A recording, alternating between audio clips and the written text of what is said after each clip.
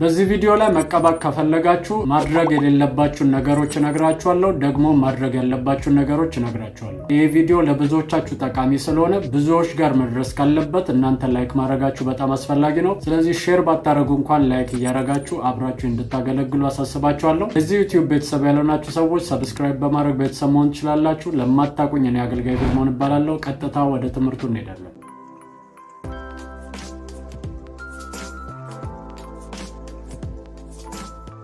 ክብር ለናዝሬቱ ለኢየሱስ ይሁን። ሁላችንም በአዲስ ኪዳን ላይ ለአገልግሎት ተጠርተናል። በየተሰማራንበት በየገባንበት ቦታ ሁሉ የኢየሱስ ክርስቶስ አምባሳደሮች ሆነን በዚህ ምድር ላይ የናዝሬቱ ኢየሱስን እንድንሰብከውና እንድናሳየው በዛም ደግሞ ፍሬያማዎች እንድንሆን እግዚአብሔር ጠርቶናል፣ ልኮናል፣ መርጦናል ብዬ አምናለሁ። ነገር ግን እግዚአብሔር ስኬት ብሎ የሚጠራቸው መንገዶችና አካሄዶች አሉ። ስኬት ጀነራሊ ስናየው እግዚአብሔር እዚህ ምድር ላይ እንድትፈጠሩ ያደረገበትን ዓላማ አውቆ ፈጽሞ ማለፍ ነው የስኬት ዋናው ኮንሰፕት ማለት ነው። ስለዚህ በህይወታችን ላይ እግዚአብሔር ያቀደውን በእኛ ሊያደርግ የወደደውን ነገር ፈጽመን ስኬታማ ሆነን እግዚአብሔርን አክብረን ለማለፍ ኢየሱስ ክርስቶስ ህይወት ላይ የተገለጡ የአገልግሎቱ ስኬት ምክንያቶች አሉ። 2 ነጥቦችን ጠቅሼ እግዚአብሔር መንፈስ እንማማራለን። እሺ፣ የመጀመሪያው ነገር ኢየሱስ አገልግሎት ላይ ስኬታማ እንዲሆን ያደረገው ነገር ምንድነው ካላችሁኝ መንፈስ ቅዱስ ይባላል። ሁላችንም መጽሐፍ ቅዱሳችንን ከፍትና ሐዋርያት ሥራ ምዕራፍ 10 ከቁጥር 38 ጀምሮ ያለውን አብረን እናነባለን። በጌታ በኢየሱስ ስም አነባለሁ። እንደዚህ ይላል፣ እግዚአብሔር የናዝሬቱን ኢየሱስን በመንፈስ ቅዱስ በኃይልም ቀባው፣ እርሱም መልካም እያደረገ ለዲያብሎስም የተገዙትን ሁሉ እየፈወሰ ዞረ፣ እግዚአብሔርም ከእርሱ ጋር ነበረና ይላል። ዋው! ክብር ለናዝሬቱ ለኢየሱስ ይሁን። እዚህ ጋር እንደምታዩት እግዚአብሔር የናዝሬቱ ኢየሱስን በመንፈስ ቅዱስና በኃይል እንደቀባው እናያለን። ከዛ በኋላ በዚህ ኃይልና በዚህ መንፈስ አማካኝነት በገባበት ስፍራ ሁሉ አጋንንቶችን እያስወጣ በአጋንንት እስራት የተያዙትን ሰዎች ሁሉ እየፈወሰ ዞረ ይላል። መጽሐፍ ቅዱስ እንደሚያስተምረን ኢየሱስ ክርስቶስ 30 ዓመቱ እስኪሞላ ድረስ በእግዚአብሔር ኃይልና በተአምራቶች እንደተገለጠ አይነግረን። ነገር ግን ትዝ የሚላችሁ ከሆነ ሉቃስ ወንጌል ላይ ማየት እንችላለን። ምዕራፍ 4 ላይ ከቁጥር 1 ኢየሱስም መንፈስ ቅዱስ መልቶበት ከዮርዳኖስ ተመለሰ፣ በመንፈስም ወደ ምድረ በዳ ተመርቶ 40 ቀን ከዲያብሎስ ተፈተነ ይልና ፈተናው ካለፈ በኋላ ቁጥር 14 ላይ ኢየሱስም በመንፈስ ኃይል ወደ ገሊላ ተመለሰ። በምን ኃይል? በምግብ ኃይል ሳይሆን በመንፈስ ኃይል። ከ40 ቀኑ ጾም ጸሎት በኋላ ወደ አገልግሎት የተመለሰው በመንፈስ ቅዱስ ኃይል ተሞልቶና በዛ ኃይል ታጥቆ ነው የመጣው ማለት ነው። ከዛ በኋላ ኢየሱስ እንደዚህ ብሎ አነበበ። ቁጥር 19 ላይ እንደዚህ ይላል፣ የነብዩንም የኢሳይያስን መጽሐፍ ሰጡት። መጽሐፉንም በተረተረ ጊዜ የጌታ መንፈስ በእኔ ላይ ነው፣ ለድሆች ወንጌልን እሰብክ ዘንድ ቀብቶኛልና፣ ለታሰሩትም መፈታትን፣ ለዕውሮችም ማየትን እሰብክ ዘንድ፣ የተጠቁትንም ነፃ አወጣ ዘንድ፣ የተወደደችውን የጌታን ዓመት እሰብክ ዘንድ ልኮኛል የሚለውን ፓርት አነበበ። ከዛ ይህንን መናገር ሲጀምር እዛ ምኩራብ ውስጥ አጋንንቶች መጮ ጀመሩ። ከዚህ በፊት በነበረው ህይወት አጋንንቶች ሲጮህ አታዩም፣ ታምራትና ድንቅ ፈውስ ሲሆን አታዩ። ነገር ግን ከዚህ ከመንፈስ ቅዱስ ኃይልና ቅባት በኋላ ግን በገባበት ስፍራ ሁሉ ሰዎች ከአጋንንት እስራት ነፃ ይወጣሉ፣ ሰዎች ይፈወሳሉ። እሱ ብቻ አይደለም፣ ብዙዎች ወደ እግዚአብሔር መንግስት ይቀላቀሉ ነበር።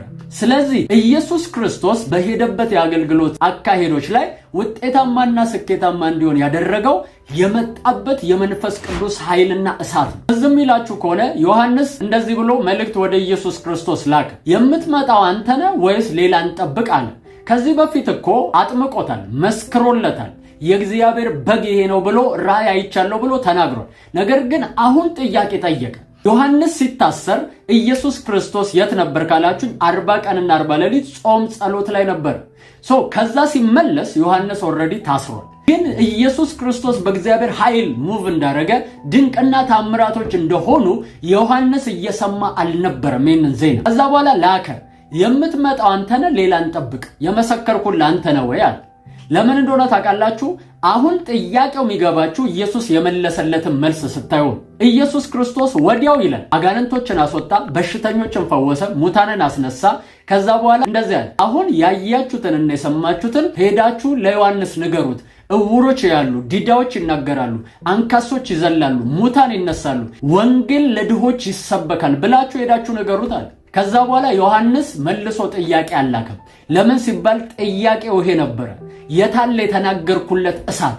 በእሳት ያጠምቃል ብዬ እሳት አለበት ብዬ የተናገርኩት የታለ ምልክቱ? ድንቁ ነበረ ጥያቄው ማለት ነው። ስለዚህ በኢየሱስ አገልግሎት ላይ ይህ ኃይልና ፓወር ሲንቀሳቀስ ነበረ።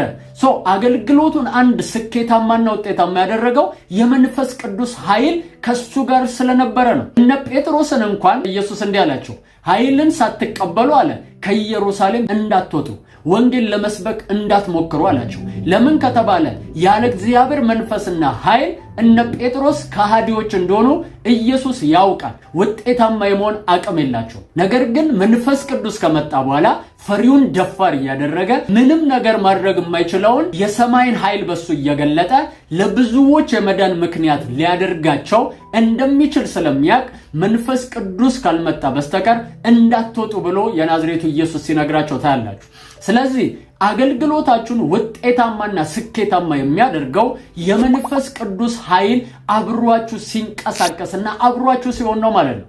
ያለ መንፈስ ቅዱስ ኃይልና ያለ መንፈስ ቅዱስ መገኘት በፍጹም አገልግሎታችሁ ውጤታማና ስኬታማ ሊሆን አይችልም። መጽሐፍ ቅዱስ ላይ እግዚአብሔር የተጠቀመባቸው እያንዳንዱ ሰዎችን አይታችሁ ከሆነ በመንፈስ ቅዱስ ኃይል ነው እግዚአብሔር ሲሰራባቸው የነበረው እንጂ በራሳቸው አልነበረም ሲሰሩ የነበረው። ስለዚህ እግዚአብሔር እናንተን ሳይሆን መጀመሪያ የሚጠቀመው መንፈስ ቅዱስን ነው እግዚአብሔር የሚጠቀመው። እኔ በጣም ይገርመኛል። አንዳንድ ስፍራ ላይ ቆሜ ማገልገል ስጀምር ሰዎች ያለቅሳሉ። ግን አንድ ነገር ይገባኛል። በዛ ስፍራ ላይ የመንፈስ ቅዱስ መገኘትና ህልውና አብሮኝ እንደቆመ ይገባኛል። መጽሐፍ ቅዱስ ላይ ሳኦል በቅባቱ ጊዜና ቅባት ከተወሰደበት በኋላ ቅባት እያለ ፓወርፉል ነበር። የእግዚአብሔር መንፈስ በሱ ላይ ሆነ። ትልልቅ ነገሮችን ያደርግ ነበር፣ ድል ይነሳ ነበር። ቅባቱ ከሱ ከሸሸ በኋላ መንፈስ ቅዱስ ከሱ ከራቀ በኋላ ግን አይታችሁ ከሆነ በጣም ፈሪ ሰው ነበር። ነገር ግን ዳዊት የሚባለው ፐርሰን ደግሞ በመንፈስ ቅዱስ ኃይል ተሞልቶ ሲመጣ እንዴት ደፋር እንደነበር ፓወርፉል እንደነበርና ድል ነሺ እንደነበር ታስታውሳላችሁ። ስለዚህ ሁል ጊዜ እግዚአብሔር ሰዎችን ሊጠቀም ሲፈልግ መንፈስ ቅዱስን ነው የሚጠቀመው። በህይወታችሁ ላይ ያለ መንፈስ ቅዱስ እግዚአብሔር ሊሰራባችሁና ውጤት ልታመጡ አትችሉም። የአገልግሎታችሁ ስኬትና ውጤት መንፈስ ቅዱስ ነው። ስለዚህ ይህንን መንፈስ እጅግ በጣም ዕለት ዕለት መሞላትና በሱ ፊት ማሳለፍ ይኖርባችኋል። ያለሱ የምትቆሙባቸው አገልግሎቶች ሁሉ ውጤት የላቸው። ያለሱ የምትናገሯቸው ንግግሮች ሁሉ ማንም ላይ ተጽዕኖ አይፈጥሩም። ማንንም ነክተው ሊቀይሩ አይችሉም።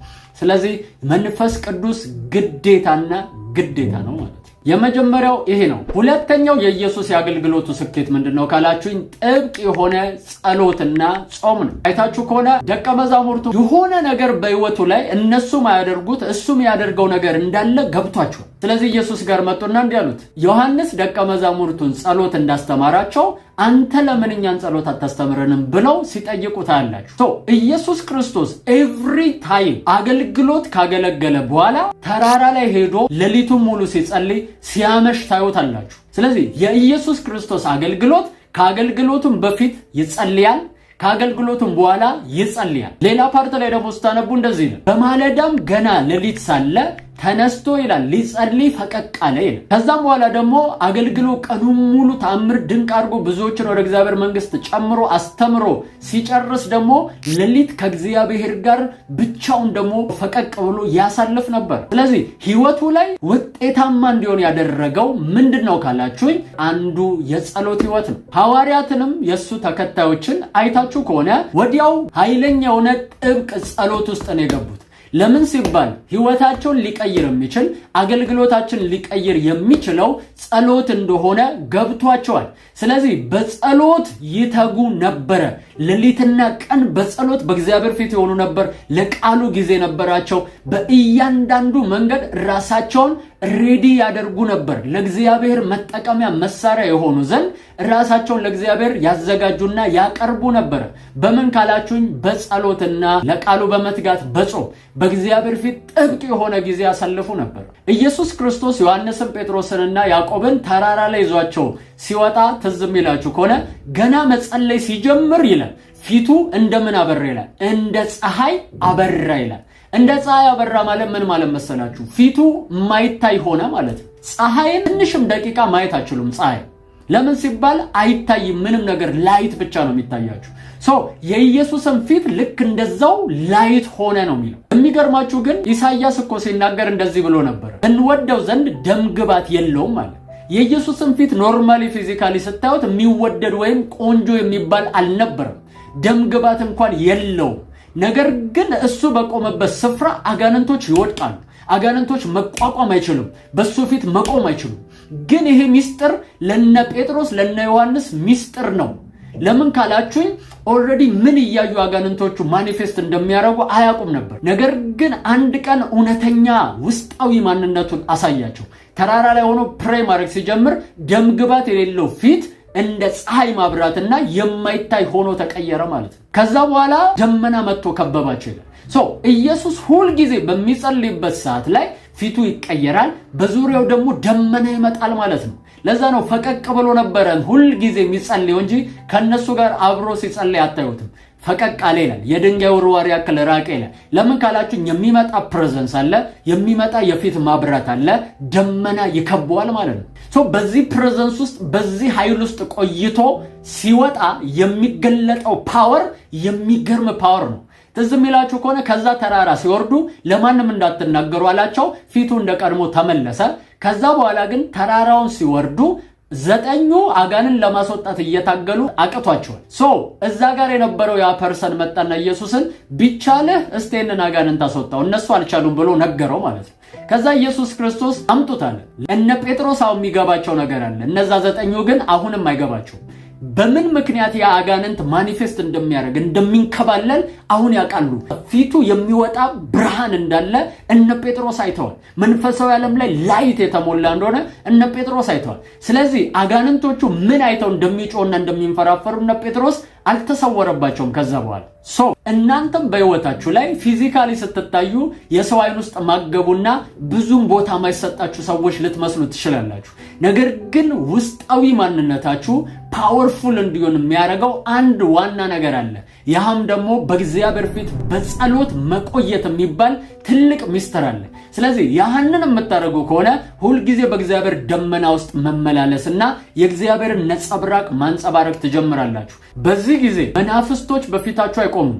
ጨለማ በፊታችሁ አይቆምም። ሰዎች ወደ እግዚአብሔር መንግስት የመቀላቀል እድልን ያገኛሉ። ስለዚህ እግዚአብሔር በህይወታችሁ ላይ በኃይል እንዲሰራና አገልግሎታችሁ ፍሬያማና ስኬታማ እንዲሆን የሚያደርገው ሁለተኛውና ትልቁ ሚስጥር ይህ ነው ማለት ነው። አንድ ቪዲዮ ሰርቼላችኋለሁ እዚህ ጋር መንፈስ ቅዱስ ሲነጋችሁ ኃይል ስትቀበሉ እንዴት ነው ቼክ የምታደርጉት እርግጠኛ የምትሆኑት የሚለውን ነገር ምልክቶቹን እዚህ ጋር አስቀምጬላችኋለሁ። ይህን ቪዲዮ እያያችሁ ለብዙዎች ሼር እንድታደርጉና እንድትባረኩበት አሳስባችኋለሁ። ይህን ቪዲዮ ብዙዎች ጋር አድርሱልኝ። ወዳችኋለሁ፣ አከብራችኋለሁ። አገልጋይ ፊልሞን ነኝ። ሻሎም